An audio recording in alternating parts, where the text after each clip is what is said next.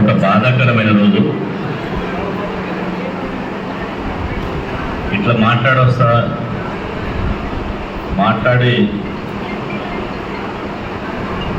వస్తుందని, ఇలా మాట్లాడతానని నేను కళలు కూడా ఊహించలేదు. ఎప్పుడు ఏడగలిసినా ఆప్యాయంగా తాత అని పలకరించేటువంటి ఆ పిలుపు, ఆ మాట ఈరోజు దూరం అయిపోయింది. ఈరోజు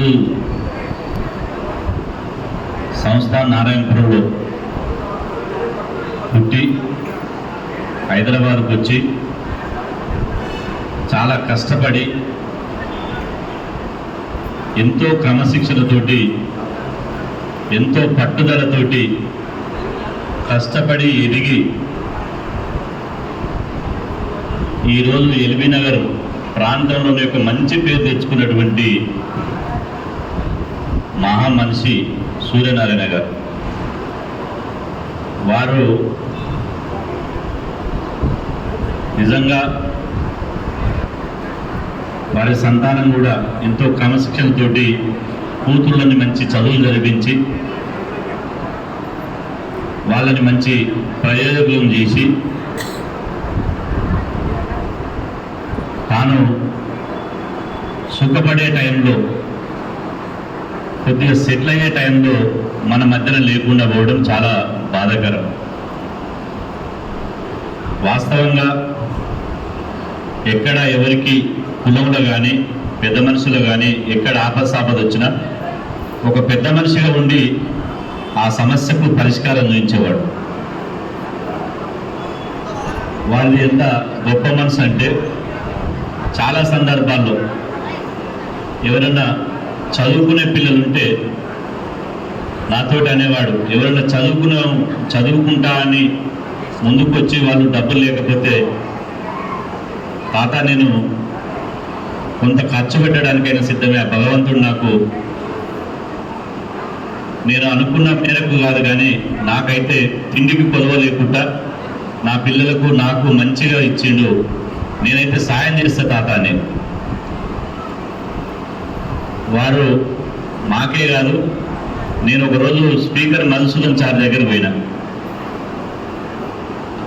తర్వాత మాట్లాడుతూ మీ తాత ఎట్లుండన్నాడు. నేను పరిశాన్ అయినారే, మా తాత చనిపోయి చాలా రోజులు అయింది కదా, మా తాత ఎట్లుండంటే, మరి మీ తాత ఎల్బీనగర్ తాత ఎట్లా ఉండన్నాడు. అప్పుడు గుర్తొచ్చింది. అంటే వారి స్పీకర్ గారికి వాళ్ళ మనసులో ఆయనకు ఒక ప్రత్యేకమైన స్థానం ఉంది.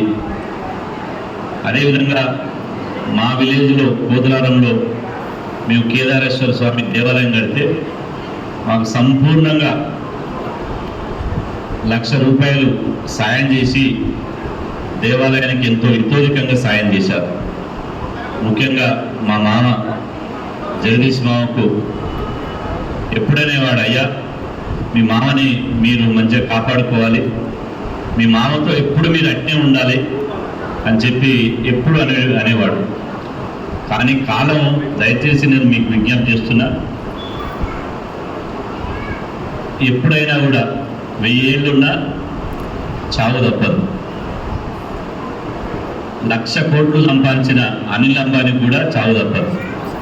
కానీ బతుకున్నన్ని రోజులు ఎంత మంచి పని చేశాం, ఎంతమంది నాలుకలో మనం ఉన్నాం, ఎంతమంది మనసులో, ఎంతమంది హృదయాల్లో మనం ఉన్నాం అనేది ముఖ్యం. వారు జీవించిన అతి తక్కువ కాలంలోనే 1,00,000 మంది హృదయాల్లో సూర్యనారాయణ గారు నిలిచిపోయారు. వారు చేసిన మంచి పనులు మన మధ్యన ఉన్నాయి. కాబట్టి వారి ఆశయాలను, వారి యొక్క లక్ష్యాలను మనం ముందుకు తీసుకుపోవాలి. హాస్పిటల్లో చివరిగా నేను ఒక మాట చెప్పి ముగిస్తా. హాస్పిటల్లో ఉన్నప్పుడు మేము పోయినప్పుడు మమ్మల్ని చూసి ఏడ్చిండు. ఎందుకు తాత ఏడుస్తున్నావు, నువ్వు ధైర్యంగా ఉండాలి, మేము లేమా, ఎట్లనన్నా నేను బతికించుకుంటాం, నీకు ఏం కాదు అంటే, తాత ఇంకా ఒక 2 బిడ్డల పెళ్లిళ్ళు చేసినాక ఒక బిడ్డ ఉంది, ఆ బరువు బాధ్యత నాకు తాత, నాకు చనిపోతానేం బాధలేదు కానీ ఇంకొక బిడ్డ పెళ్లి చేసి ఆ బాధ్యత తీర్చుకోవాలని చెప్పి మాతోటి అన్నప్పుడు మాకు కూడా కళ్ళ నీళ్ళు వచ్చినాయి.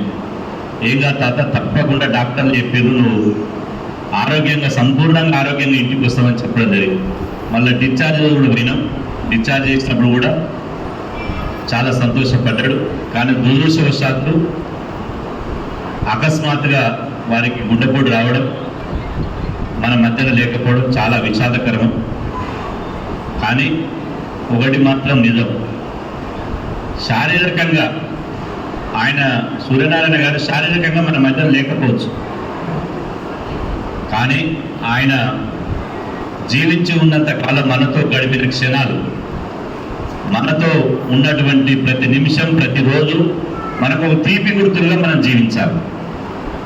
వారితో గడిపిన ప్రతి క్షణం, ప్రతి నిమిషం, ప్రతిరోజు వారి జ్ఞాపకాలను మన మధ్యలో నిలపాలి. కాబట్టి వారి కూతుళ్లకు, అమ్మమ్మకు నేను విజ్ఞప్తి చేసేది ఏంటంటే, వారి పేరు మీద ఒక ట్రస్ట్ పెట్టండి. వారు పేద పిల్లలకు సాయం చేయాలని ఎప్పుడు తపన పడేవాడు. వారి పేరు మీద ఒక ట్రస్ట్ పెట్టండి. ఆ ట్రస్టుకు మా సంపూర్ణ సహకారం ఉంటుంది. ఆ ట్రస్ట్ పేరు మీద ప్రతి సంవత్సరం సేవా కార్యక్రమాలు చేద్దాం. ఆ సేవా కార్యక్రమాలు చేసేటువంటి రోజుల్లో వారు మనం చేసినటువంటి సేవల్లో పేదలకు సేవ చేస్తే వారు మన కళ్ళల ముందు ఆయన బతికే ఉన్నట్టు మనం భావించాలి. కాబట్టి వారి దిశగా పోవాలి. మా మామ అయితే జగదీష్ మామ ఖచ్చితంగా, ఎందుకంటే వారు కూడా మంచి ఒక క్యారెక్టర్ ఉన్నవాడు, మంచి వ్యక్తి, కాబట్టి ఆ దిశగా ఆలోచన చేస్తాడు. కాబట్టి మీరు ఆ ట్రస్టుకు ఇక్కడున్న బంధువులు, పెద్దలు, గ్రామస్తులు అందరూ కూడా ఆ ట్రస్టుకు సహకరించి వారి లక్ష్యాలను ముందుకు తీసుకుపోదామని చెప్పి తెలియజేస్తూ, జోహార్ సూర్యనారాయణ.